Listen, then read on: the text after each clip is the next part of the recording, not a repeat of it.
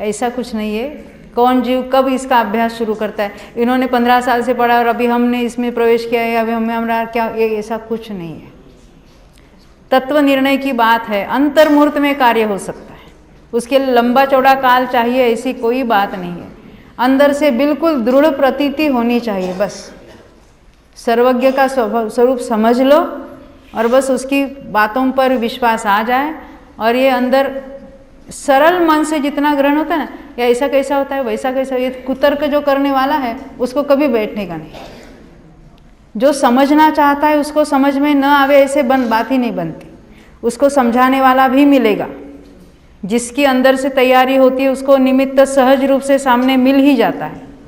निमित्त नहीं मिला इसलिए कार्य रुका, इसे 3 काल में नहीं होता है। तो जिसकी जिज्ञासा है, जिसकी रुचि है, जिसकी वैसी पात्रता होती है, उसके तो वो कार्य हो ही जाता है।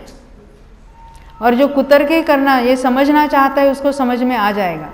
जो समझना तो नहीं चाहता है परंतु सर्वज्ञ की बातों पर बार बार प्रश्न चिन्ह करके मैं कुछ अधिक समझता हूँ, मैं कुछ अधिक उसमें तर्क लड़ाता हूँ, ये कुतर्क होते हैं।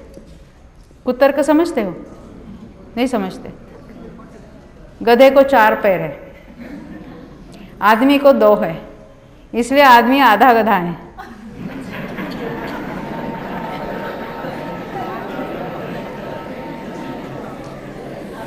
इसको क्या कहेंगे? ये कुतर्क है, क्या फैलेशियल लॉजिक कहते, मान लॉजिक। हाँ, ये क्या कहे, हम अपनी बुद्धि से कुछ न कुछ तर्क करते रहते हैं। सरल बुद्धि से, सरल मन से अगर हम ये उपदेश ग्रहण करेंगे तो न समझने जैसी उसमें कुछ बात नहीं है। हाँ, कुछ ये याद होए नहीं होए उसकी बात नहीं है, समझना मुख्य है। और वो भी कौन से? द्रव्यान योग के तत्वों को ग्रहण करना, समझना, ये बहुत महत्व की बात है। सर्वज्ञ का स्वरूप है, देव का, गुरु का, शास्त्र का स्वरूप निश्चित करना है, 7 तत्वों का स्वरूप निश्चित करना है, निमित्त उपादान का क्या स्वरूप है, किससे कार्य होता है, वो स्वरूप निश्चित करना है। ये जो मूलभूत सिद्धांत है उसको हम सरल बुद्धि से सही स्वीकार करेंगे और कार्य न हो, ये सब बन ही नहीं सकता।